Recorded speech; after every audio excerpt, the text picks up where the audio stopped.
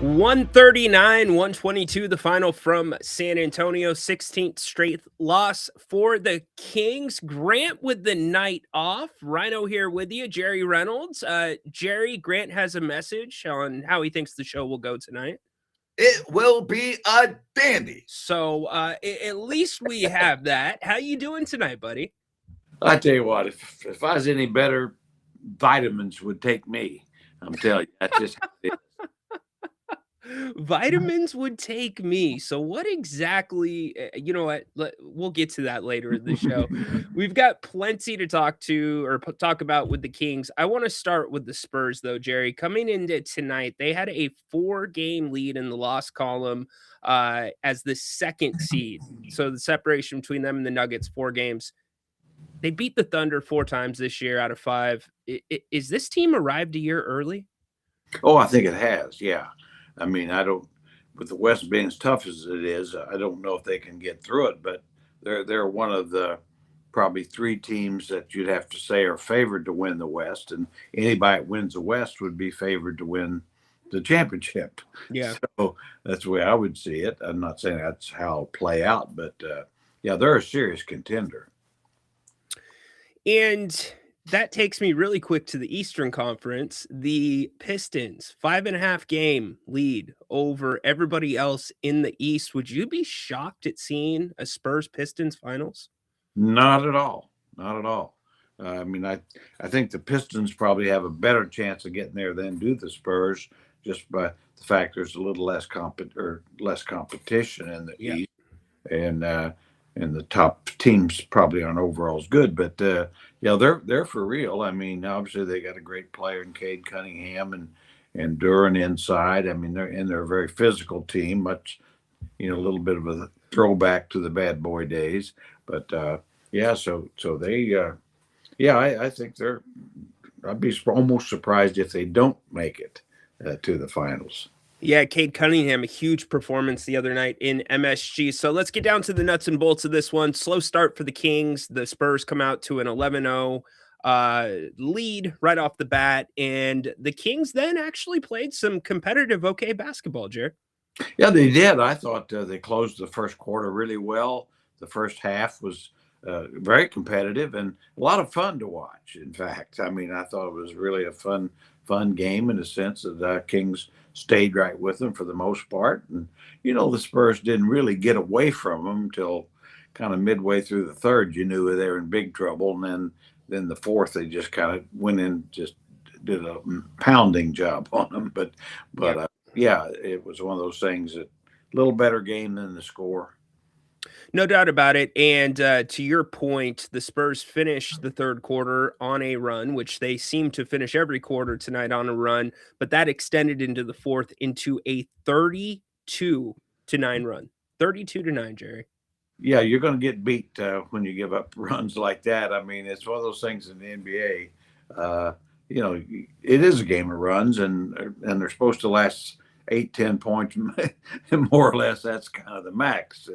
Kind of thing, but it was a case where the Kings really had some good shots, couldn't score, and of course then the Spurs made all their threes, and Wembanyama, did his usual spectacular dunkage and some nice passes. Oh my gosh!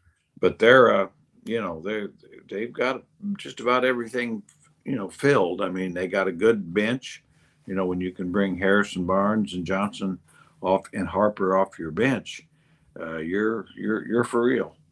Between Malik Monk, Precious Achua, Wemby, and I think it was Harper that had the other dunk. You could just splice those up, play them on All-Star Saturday night, and you would have a better dunk contest. Well, yeah, for sure. I mean, of course, how would I know? I don't watch the dunk contest anymore. Yeah. But other than Mac McClung the last few years, there's been nobody that's been very impressive. But those were some really impressive dunks in game. I thought the Precious Achua one, in a lot of ways, would have been the best. But I'm with you there. Yeah, Malik, he took off 2 feet from the dotted line, and he was still going. I'm so glad he hung on to the rim. That would have been good from the free throw line, Jer. I mean, he is remarkable. I think sometimes we take him for granted, and as probably will never understand why he was playing so little early much of the year, because at his age and skill, I mean, whatever rebuild the Kings are talking about, there's no reason he can't be part of it and be a key part. No doubt about it. Jerry, the Kings rookies continue to go in different directions. Max Ryno had a double-double 10 minutes into this game. He ends up finishing the game with, I believe, 16 points and 12 rebounds. Jerry, how impressed are you with the versatility with Max? And obviously he knows Wemby well, but this kid looks like he's going to turn out to be something pretty good. Yeah, he does. He really does. I mean, the skill level, I mean, the comfort he had, putting the little floaters over the top of Wemby there early in the game. And, Yep. He's got such good hands, whether catching the ball or with rebounds. He doesn't fumble many balls. And then you see the passing skills. I mean, the only negative really for him is just his defensive ability individually right now. And I think that's going to get better. I mean, I think his lower body really not strong enough, and he kind of allows himself to get stood up straight way too much, but that'll take care of itself. But no, that kid's, I mean, he is the true bright spot of this season. No doubt about it. Kings go down in it was a fun atmosphere. They were playing in the Texas Longhorns Arena. It's a smaller venue, which makes it, a little bit more personal. The crowd's a little bit smaller. But what I want to get to with you, and it's a question I've asked a few people, is how do you digest and watch a Kings game now? Because we know what the ultimate outcome is probably going to be, but that doesn't mean there isn't some positives and some good things that you want to see. Keegan Murray, I thought, played well tonight. You had 4 guys that were in double digits after the first half, and then you had 10 assists in the third quarter. So what are you looking for as you watch these games going forward? Well, you sort of hit on it. I mean, for me, I'm just kind of really wanting to focus on guys I think could be part of the team going forward. It'd be part of, and in my mind, be part of a winning team, and to see how they do. And so to me, that Ryno and Keegan and Monk would be the 3. And I'm not sure that Precious can't be, but I think the others have got a lot more to prove. No doubt about it. But I mean, now Cardwell, I think that, when he gets back, but he's been a real surprise, and I think he can be part of it. I don't know what level, but I do think with Keegan and Ryno and Monk, their talent level, certainly with Keegan and Monk, they've proved it over the years, and Ryno has certainly jumped out there as one of the 5 or 6 probably best rookies. I would agree with you, but he's not good enough to be in the Rising Stars game, in the rookie game. Well, there's a lot of stories. I mean, it is amazing, to kind of the year he had in the stats, how they could put certain guys over him. And I understand the record, but there's rookies in there off some pretty poor teams as well. Spot on. So anyway. Spot on. Devin Carter did not touch the floor until there was 5 minutes and 30 seconds left in this one. Any issue with that, Jerry? Yeah, a little bit. I think he should have been out there. Russ is Russ. He's going to compete hard and all that. But, against this team, I'd like to seen Devin against Fox and yes. Stephen Castle. I really would have liked to send Harper. Because that's a big time guard line, and you'd like to see, because really that's his strength, his defense. I'd like to see how he could do against them. You just hit the nail on the head. The broadcast said that Coach Christie probably went with Daquan Plowden because he's a little bit bigger. And that infuriated me a little bit more because Devin Carter, his MO is supposed to be the guy that can guard bigger guards, right? He can switch multiple positions. And this, to me, was a perfect opportunity to see what he can do against an up-and-coming team and a good guard line, as you said. Yeah, I'm not against seeing Plowden play because he plays hard. He's an older player, but he's earned some minutes. But I don't know what the size per se would have to do with it because they weren't posting up those guards. No, great point. So it's really just a matter. If anything, you should want to try to get a quickness advantage and harass him ball handling wise. Try, and I think Carter would have had more of an impact that way. But I'd like to see it to know. Yeah, Russ had a dreadful game. Just absolutely dreadful. A stupid technical foul where he shoves De'Aaron Fox. And Doug Christie went back to him, yet he still plays around that 21-minute mark. So it seems like that is going to be the mark for those guys going forward, and especially Russ, right, Jer? It appears so. It certainly appears so. Like I say, I just think that don't want to get caught in really not finding out more about Carter. I mean, certainly, I think it's established he really hasn't shown enough shooting ability yet, but we're seeing some other things we can like. Don't know how it's going to play out, but he really he's kind of one of those guys you're going to have to make a decision on long term pretty soon. So why don't you want to find out everything you can, give him a chance to play himself into the future or out of it? Absolutely. So De'Aaron Fox, he was a All-Star as a replacement this season. It's a much different game that he's playing in San Antonio. You could almost argue it's the game that he played in 22-23, and it completely went away his last 2 years with the Kings. I believe he only shot 3 triples tonight for the Spurs. This seems to be the perfect role for him in San Antonio. But as a Kings fan, are you frustrated seeing how he plays there now? Well, I'm not surprised. But part of the difference is, they've got more talent, and certainly he knows coming in that Wemby's the guy, and so there's no question he can't really dominate the ball as much or expect it as much and things of that nature. And to De'Aaron's credit, he was put the team first, and even with Castle, I don't think there's anybody in San Antonio that wouldn't tell you in their mind that Castle's more valuable than Fox at this stage, regardless of contract. If they were going to trade one of the two, it would not be Castle. No, it would not be. And what's your take on him so far? I mean, so early in his journey, he sees the game very slow, which is great, but he also uses his body to his advantage in ways that maybe the common fan doesn't notice. And that's what some of the greats like Chris Paul used to do. Mike Bibby was a really good guy at doing that with his body, a little bit undersized. Yeah, and he's got so much size. I mean, he's probably legit 6'5". Yeah. And got to be 215, 20 pounds, I would think. But he's full grown. He's one of those guys. Even though he's young, there's no. To me, he's a little bit like a young Marcus Smart, except he's more athletic and quicker. And Marcus in his early days was an awfully good player and all-star level. But I think he's certainly better in every phase than Marcus was at his prime. Don't get me wrong, but the body type and how he bangs people somewhat similar. No doubt about it. Should the Kings be asking for a drug test from Keldon Johnson? Holy moly! I'll tell you what, man. He actually, I thought Keldon Johnson ate Keldon Johnson.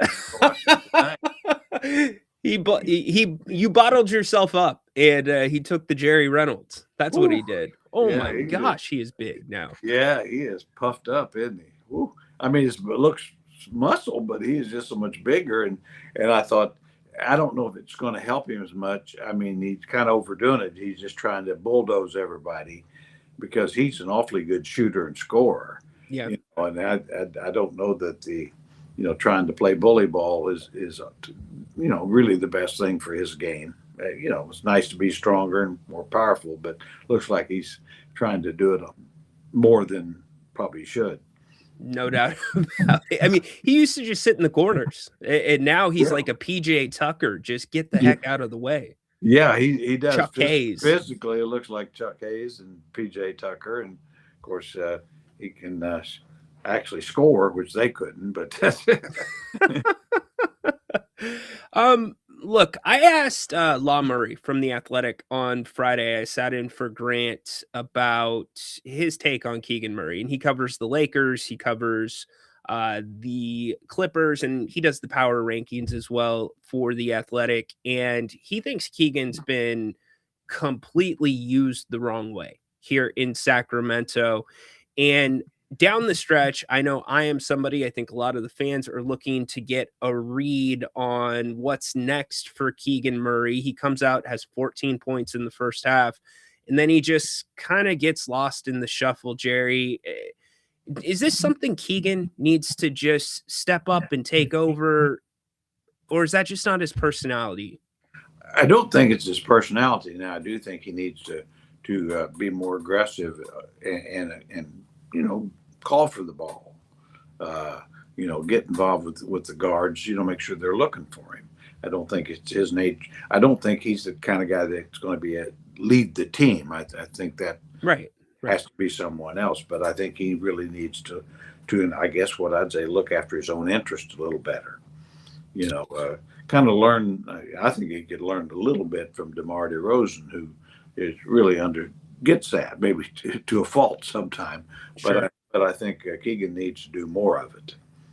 No doubt about it. And one thing that I want to see more of is the second unit. You're starting to see a group that is under contract for next year at a reasonable price that are actually playing a really good brand of basketball led by Malik Monk.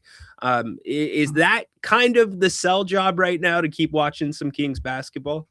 I think it is for me, really, because like I've said, I want to kind of get some idea of what guys I think, just me personally, could fit into a winning team going forward. Now, I know that's a long way off, but but I also know certain guys are more, important right now. And like I say, with Keegan, he's certainly one of them. Monk, in my mind, is because he's still reasonably young and a gift.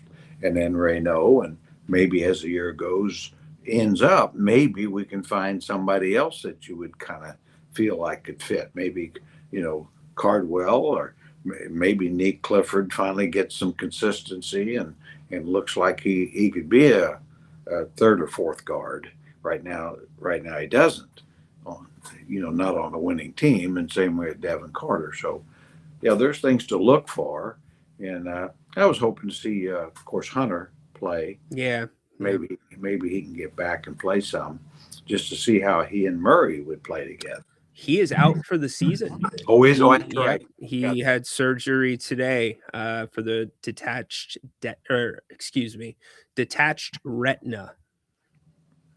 And of course, you because at some point whoever Kings draft is a guy that's going to need to fit to some degree with just the few people I've talked about. In other words, how would they fit? Would they be a good fit? And you get some idea of what these guys are doing now down the stretch of the season. Be a little easier to gauge.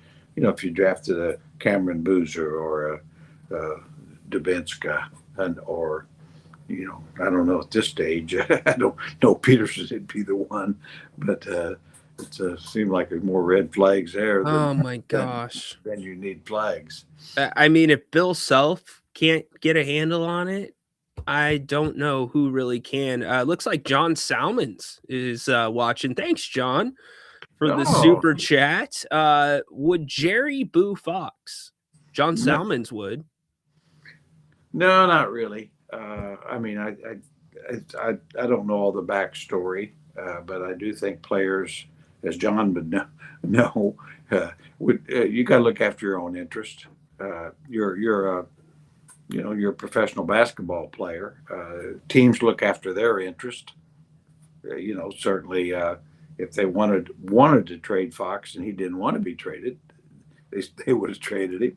Yeah.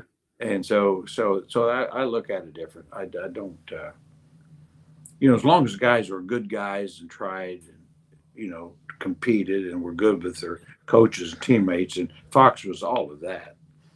Yeah, tell me if I'm wrong here, and I do have a lot of the background on what was going on, but based off the fact that Rich Paul and De'Aaron were able to get him to his Rich Paul's preferred destination for Fox and exert that much influence over the organization, I have a hard time. I'm not happy with what De'Aaron did towards the end of his tenure, the Detroit play that led to Mike Brown getting fired, etc.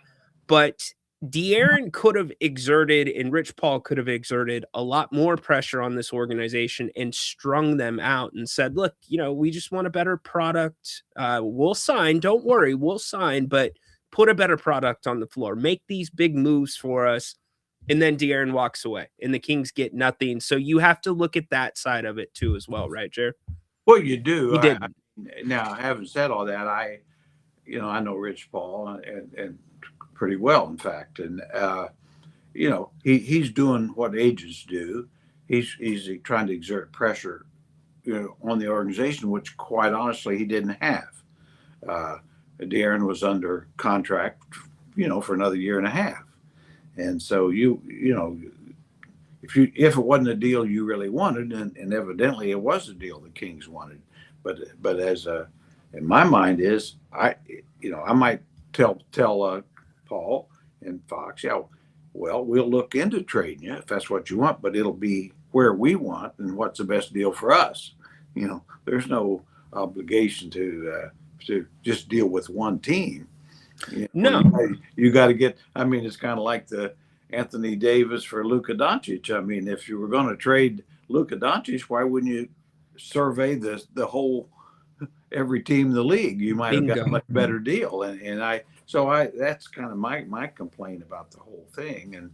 And I'd said at the time, so I'm not changing anything. I said I really felt like it would just be much smarter to wait till the summer. Bingo. And you had if there was, and I don't think there would have been, I think De'Aaron would have continued playing.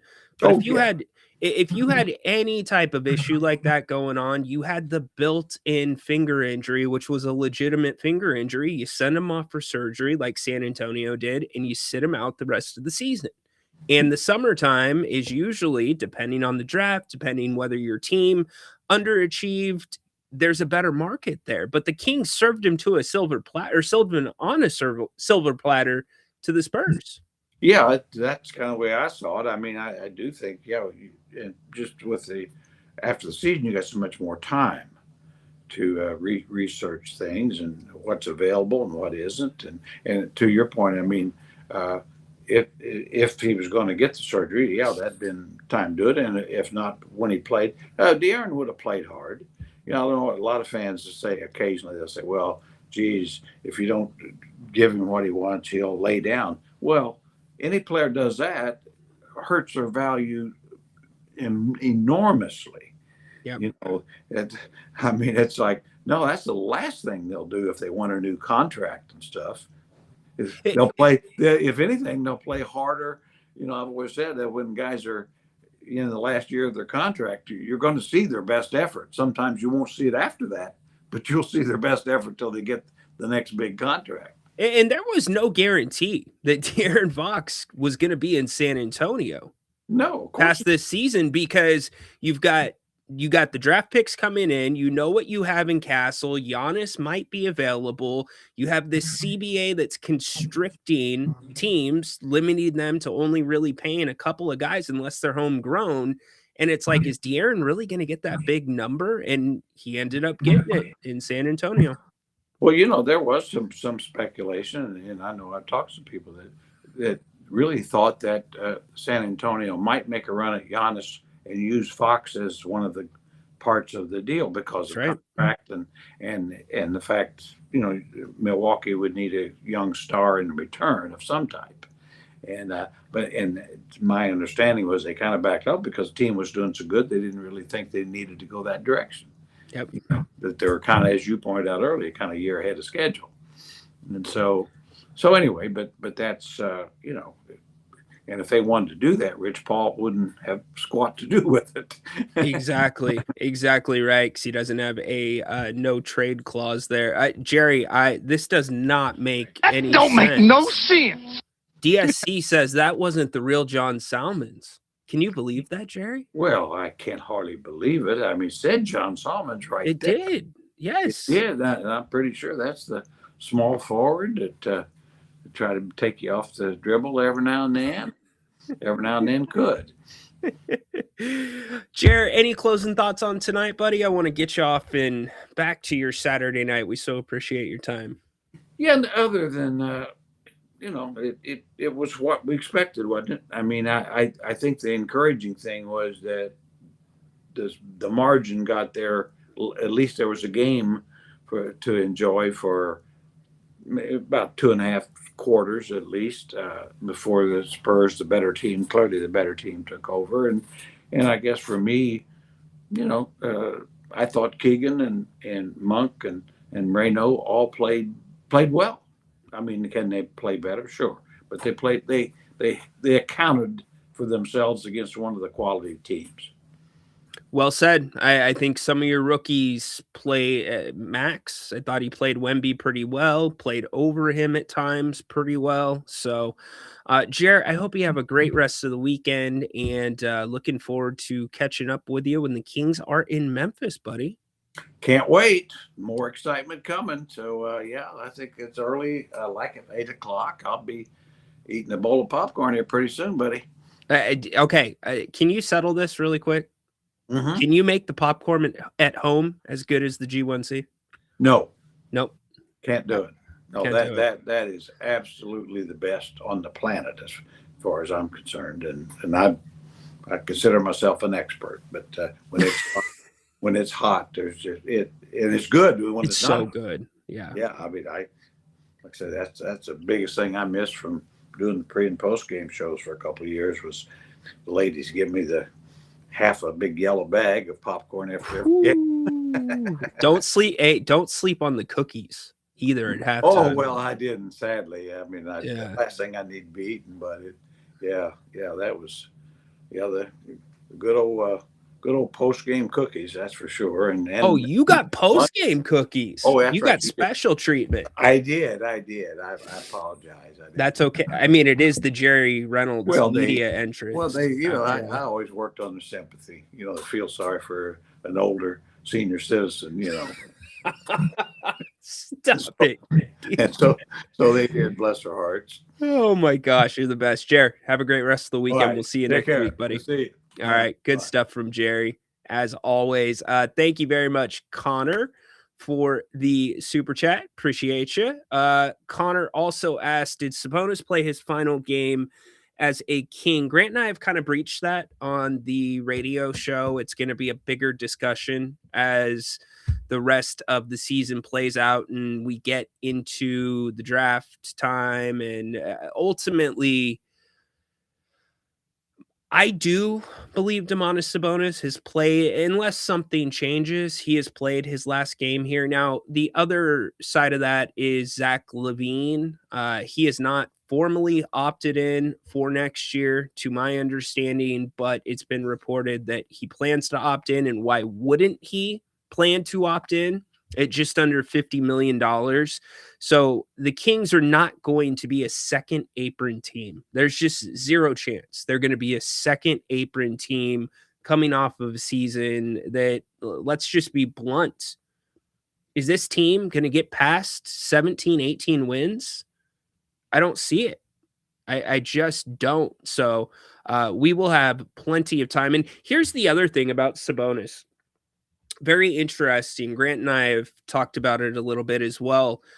Ever since his meniscus injury, the Kings we requested, and I'm not trying to put this on the Kings because they're not required to give us the players we ask for, but we were never able to get Domas for a little scrum or official media availability. So it'll be interesting to find out whether or not Domas does a exit interview after the season. That I think a lot of us are kind of waiting to see how that plays out. No fix for the Kings tonight, but New Works Plumbing, 916-713-1010. They've got a fix for you 24/7. Give them a call. They've been out to my house a couple of times. They do an incredible job. Go to newworksplumbing.com, whether it's water heaters, water filtration. They were talking to me about that. Sewer repair, water line repair, gas lines. They've got the fix for you. Go check them out. That's New Works Plumbing, 916-713-1010. They've got a fix for you. Go to newworksplumbing.com. All right, if you want to call the show, we'll go for a little bit longer. We'll get into your chat questions as well. You can scan the QR code that is over my, is that Pikachu? Yep, over Pikachu. Or you can hit the link that I will repost in the chat. Big thanks again to Jerry for joining us. Let's kick it off tonight with Michael. What's up, Michael? What's up? We got some unfortunate incident before we get to the game. Unfortunately, someone in the fan just did something, say not nice things about Westbrook. Did you hear that news though? I'm just shocked. Have you been paying attention to this whole thing with gambling? I heard that from the Nina Westbrook, the Westbrook's wife. She was outraged, and rightfully so. Those fans, they can't do that. This is too much. Fans need to be better than this. So, Michael, they're not fans. They're gamblers. That's what they are. Oh, they're okay. Gamblers that are.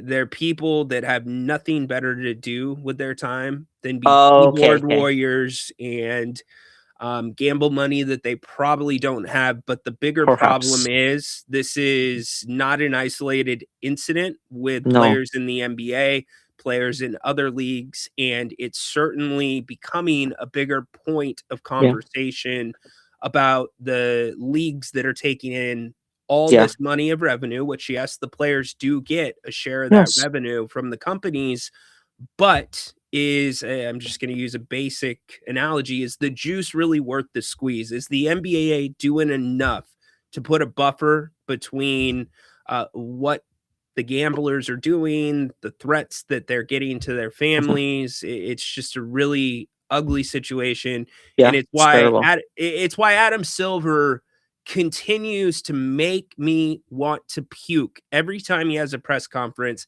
and he gets down on his hands and knees and he lobbies for the federal government to come in and basically come up with what they can get, or make it a federal law about whether you can gamble or not. But until then, we're still going to take the money, even though we're having all these problems. So yeah, that's just a small example of it, and it's way over the top. Now going into Kings, we lost 16 in a row. If the Kings cannot win the game against the Nets, if they cannot win against the Pacers and the Pelicans, I'm not going to be shocked actually if the Kings actually go for the NBA record in terms of losing streaks. There's just no talent in every circumstance. I don't see it. Really? No, the homestand that's coming up, Michael. They will get one of these games. I'll put it on the screen really quick.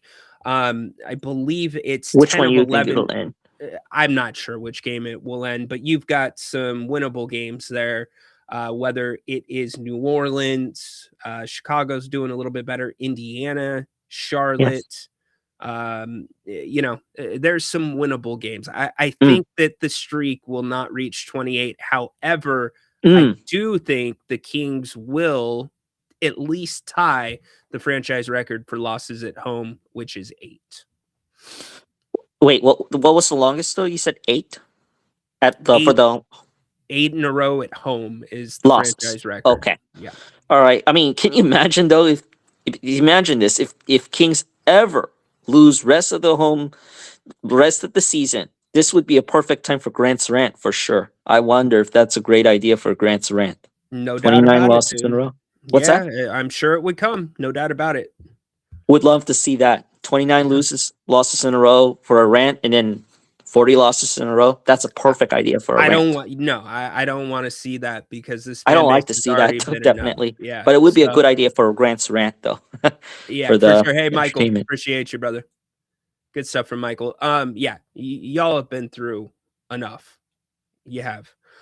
Let's kick it to, and thanks, Mike, for the call. You brought up a really good point about what's going on with sports and gambling. Kazzy's Candle, what's up, man?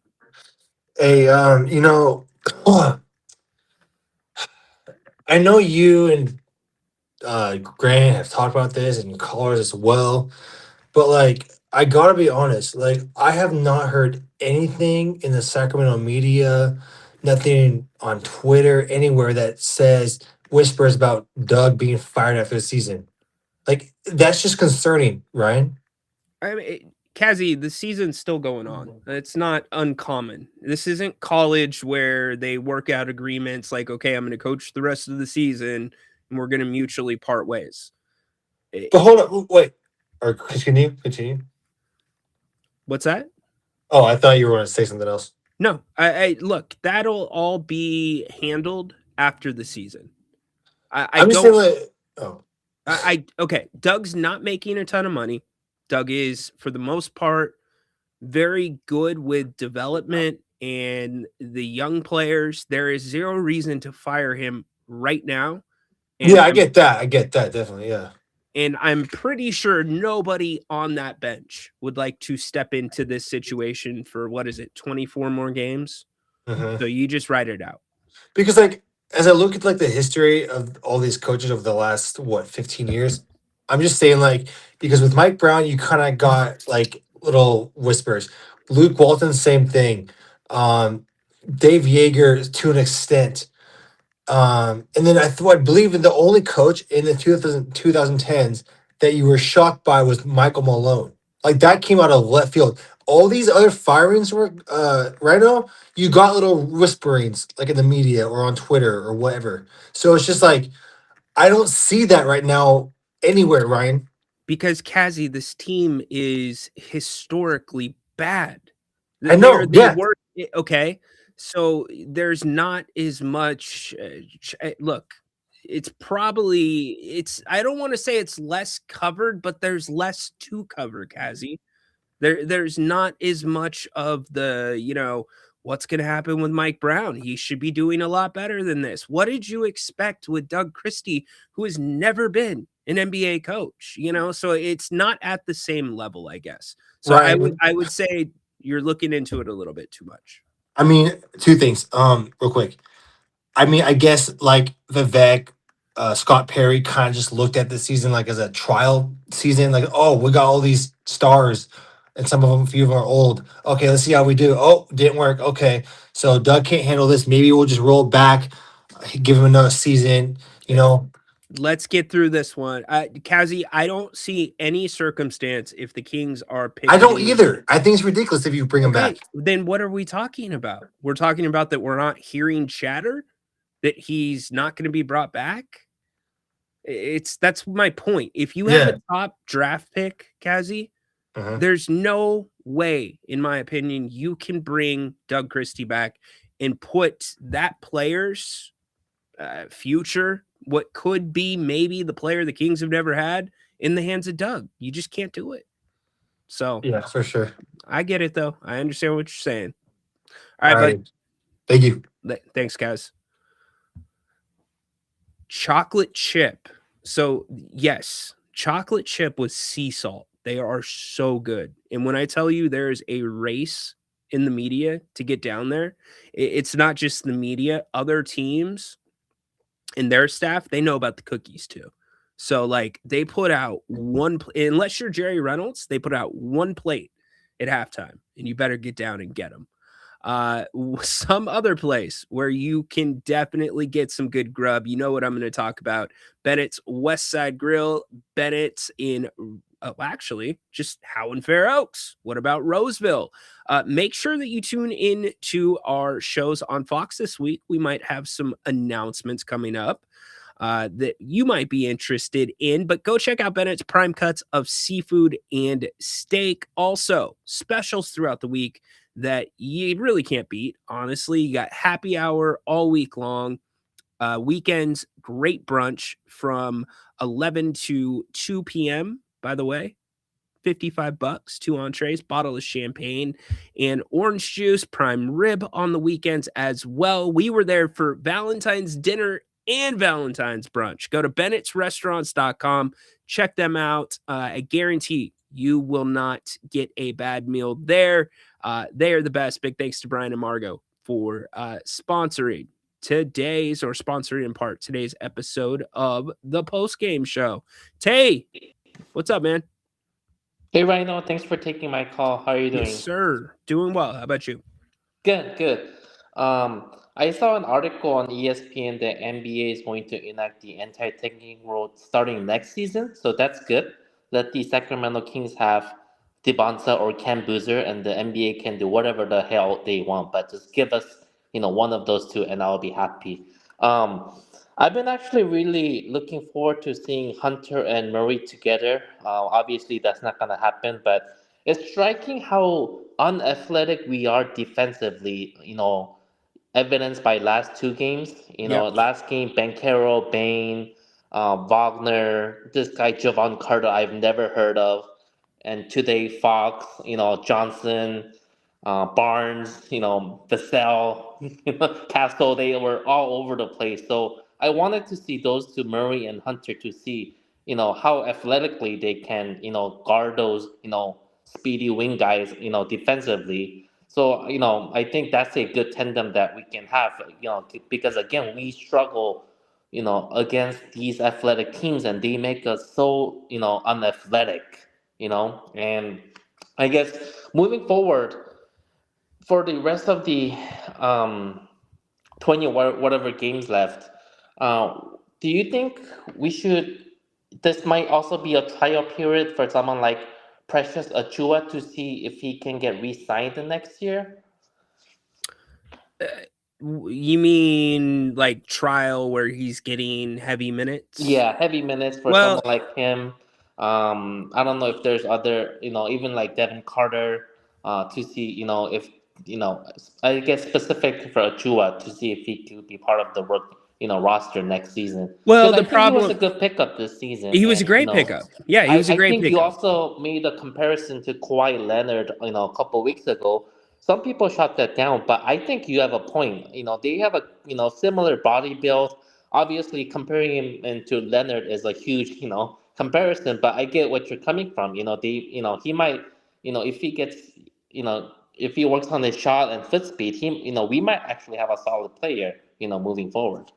Yeah, I when I compared him and I didn't directly compare it, I just asked Jerry if there's elements of his game, which there are Mm, defensively, in my opinion, and his ability to cover a lot of ground and get to the rim. The question becomes because the Kings don't have a ton to work with as we sit today financially, is yeah. what would Precious's number be? And after this train wreck of a season, would Precious want to be in Sacramento? He's definitely one of the players that make the team better, which is why you're only seeing 21 minutes out of him. That's why he wasn't really in down the stretch. But one of the cool things that I've seen with Precious, and it blew my mind all summer during you were on a lot of the shows on the King's Court, that he had not picked up with somebody. Somebody had not gone and got him and gone and got him. It's not like I talk for a living. Didn't pick him up. And once he got to Sacramento, seeing the progression of him getting himself into shape and to continue developing his game, like his 3-point shot is much better than what you've seen in the games, and he shot it well at times this season. So as for Carter, everybody else, 100% agree with you. The Kings need to be playing them.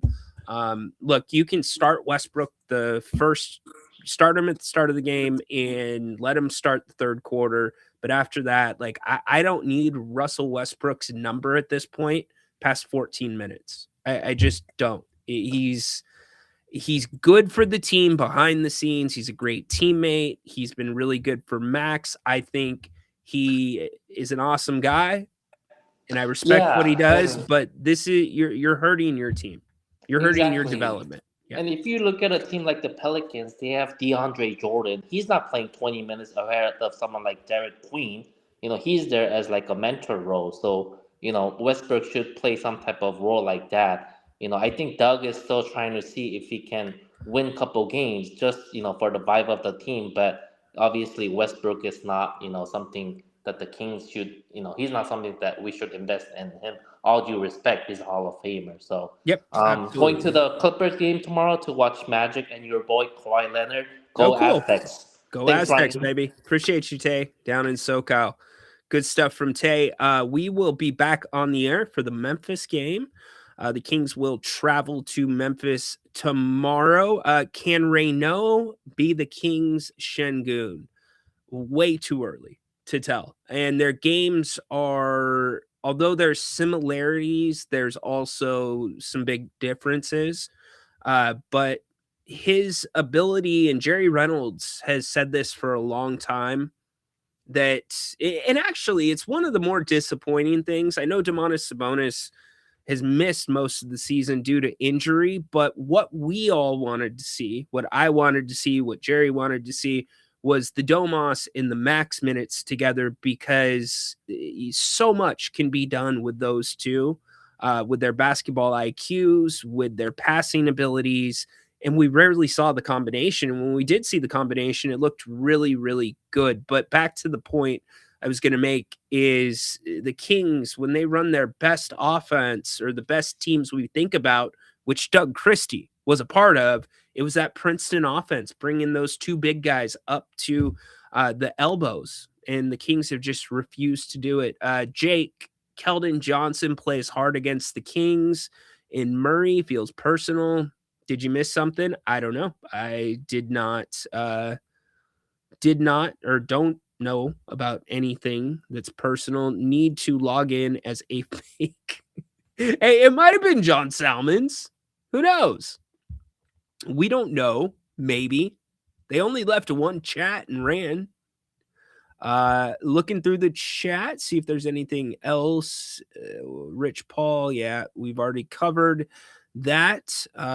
Showing on the postgame show a previous interview. Yeah, I don't want it. Look, yeah, I'm with you there.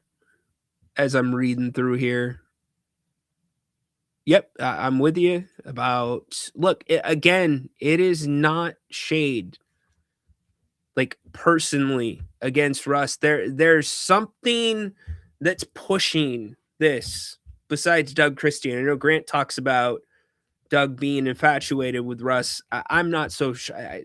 Obviously, Doug loves to say that he's coached Russell Westbrook, but I think there's more there about why that button's still continuing to be pushed, especially when you've got a Malik Monk who was 8 of 6 tonight, 19 points, played 27 minutes. But I put out Russ's line, 3 of 9 from the field, shot 9 shots in 21 minutes, which isn't too bad. Did not get to the free throw line once.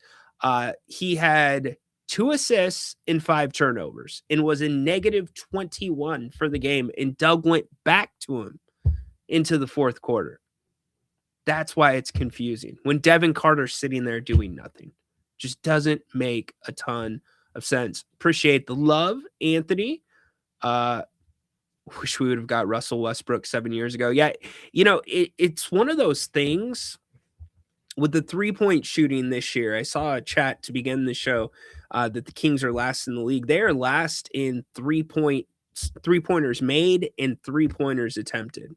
And this is a 3-point shooting game right now. And when you look at the breakdown of the Kings 3-point shooting, Russ is on track, or was on track before his minutes were cut, to possibly eclipse his career high in 3-point attempts this year. That tells you everything you need to know. So there's many more problems besides Russell Westbrook, and I'm not trying to make it seem like he is the main problem. A lot more going on, but unfortunately the Kings 139-122 tonight, make it 16 in a row. If you are a Kings fan, and we'll talk about this on Fox Sports Radio on Monday, if you're a Kings fan and you've got tickets, or you're a season ticket holder, what are you thinking coming off of this road trip? If they don't break this streak, the fans were really vocal after last game at home.